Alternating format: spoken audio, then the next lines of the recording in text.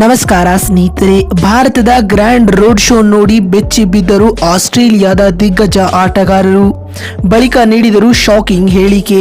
ಹಾಗಾದರೆ ಸುದ್ದಿಯ ಸಂಪೂರ್ಣ ಮಾಹಿತಿ ಏನು?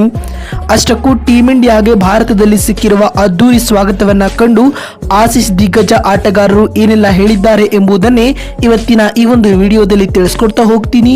ಹೀಗಾಗಿ ದಯವಿಟ್ಟು ಈ ವಿಡಿಯೋವನ್ನ ಕೊನೆವರೆಗೂ ನೋಡಿ ಸ್ನೇಹಿತರೆ. ಆದರೆ ಅದಕ್ಕೂ ಮುನ್ನ ಟೀಂ ಇಂಡಿಯಾ T20 ವಿಶ್ವಕಪ್ ಗೆದ್ದಿರುವುದು ನಿಮಗೆ ಖುಷಿ ತಂದು ಕೊಟ್ಟರೆ ತಪ್ಪದೆ ಈ ಕೂಡಲೇ ಈ ವಿಡಿಯೋಗೊಂದು ಲೈಕ್ ಮಾಡಿ. ಹೌದು ಸ್ನೇಹಿತರೆ, ಭಾರತ T20 ವಿಶ್ವಕಪ್ ಗೆದ್ದ ನಂತರ ಎಲ್ಲರೂ ನೋಡಲು ಕಾಯುತ್ತಿದ್ದ ಆ ಕ್ಷಣ ಸಂಭವಿಸಿತ್ತು.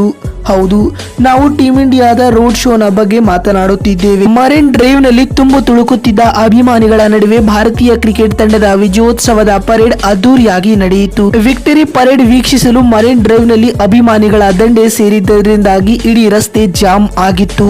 ಸತತ ಮಳೆಯ ನಡುವೆಯೂ ಅಭಿಮಾನಿಗಳು ತಮ್ಮ ನಾಯಕನನ್ನ ಕಣ್ತುಂಬಿಕೊಂಡರು.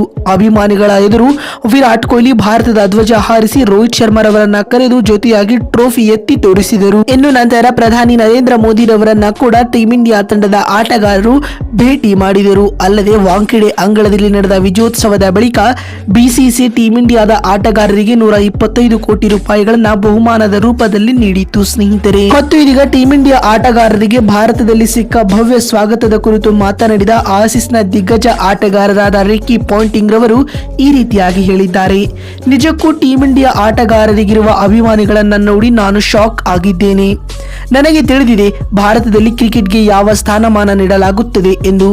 ಭಾರತೀಯ ಅಭಿಮಾನಿಗಳಿಗೆ ಕ್ರಿಕೆಟ್ ಕೇವಲ ಒಂದು ಆಟವಲ್ಲ, ಅದು ಒಂದು ಎಮೋಷನ್ ಆಗಿದೆ.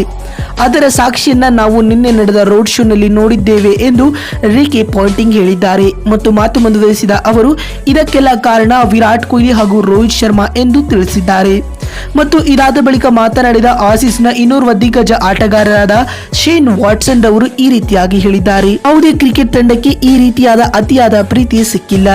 ಭಾರತೀಯ ಅಭಿಮಾನಿಗಳಿಗೆ ಮತ್ತು ಆಟಗಾರರಿಗೆ ಈ ಕ್ಷಣ ಎಂದೆಂದಿಗೂ ನೆನಪು ಇರುತ್ತದೆ. ಮತ್ತು ನಾನು ಇದುವರೆಗೂ ಆಸ್ಟ್ರೇಲಿಯಾದಲ್ಲಿ ಈ ರೀತಿಯಾದ ಸೆಲೆಬ್ರೇಷನ್ ಅನ್ನ ನೋಡಿಲ್ಲ. ಮತ್ತು ನಾವು 5 ಬಾರಿ ಟ್ರೋಫಿಯನ್ನ ಗೆದ್ದರೂ ಕೂಡ ನಮಗೆ ಈ ರೀತಿಯಾದ ಭವ್ಯ ಸ್ವಾಗತವನ್ನ ಸಿಕ್ಕಿಲ್ಲ ಎಂದು ಶೇನ್ ವಾಟ್ಸನ್ ಹೇಳಿದ್ದಾರೆ. ಮತ್ತು ಮಾತು ಮುಂದುವರಿಸಿದ ಅವರು, ಭಾರತ ತಂಡವು ಟೂರ್ನಿಯುದ್ದಕ್ಕೂ ಉತ್ತಮವಾದ ಆಟವನ್ನ ಆಡಿವೆ. ಅವರು T20 ವಿಶ್ವಕಪ್ ಗೆದ್ದಿರುವ ಕಾರಣ ಅವರಿಗೆ ಕಂಗ್ರಾಚ್ಯುಲೇಷನ್ಸ್ ಅನ್ನ ತಿಳಿಸುತ್ತೇನೆ ಎಂದು ಶೇನ್ ವಾಟ್ಸನ್ ಹೇಳಿದ್ದಾರೆ.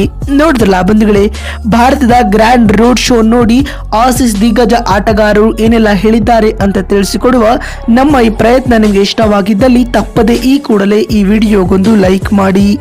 ಮತ್ತೊಂದು ವಿಡಿಯೋದಲ್ಲಿ ಸಿಗ್ತೀನಿ. ಅಲ್ಲಿವರೆಗೂ ನಮಸ್ಕಾರ, ಧನ್ಯವಾದಗಳು ಸ್ನೇಹಿತರೆ.